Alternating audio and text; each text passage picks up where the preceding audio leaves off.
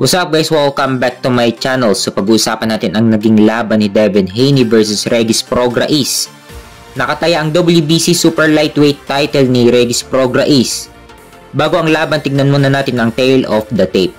May edad 25 pa lang si Devin Haney, batang-bata kumpara kay Regis Prograis na may edad 34 na. Parehas 5'8" ang height. Mas mabigat nga lang si Devin Haney. 140 pounds ang timbang. 139 naman kay Regis Prograis. At mas mahabang reach advantage ni Haney, nasa 72. At 67 naman kay Regis Prograis. So pagdating sa mismong laban, pagdating sa unang round, parehas agad nagbibitaw ng suntok.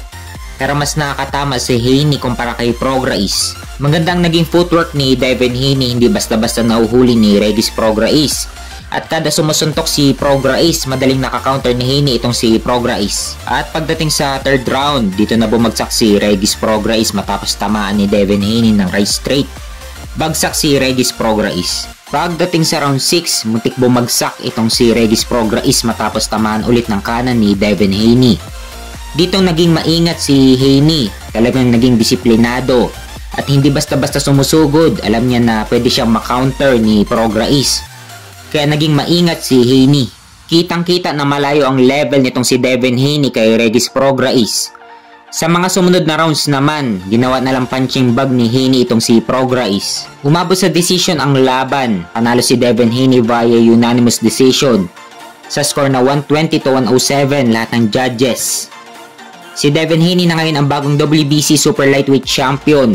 At may bagong kartado si Devin Haney na 31 wins with 15 knockout at walang talo. Pwede na siya makipag-unification kay Teofimo Lopez na may hawak sa WBO Super Lightweight title at kay Subriel Matias na may hawak sa IBF Super Lightweight title.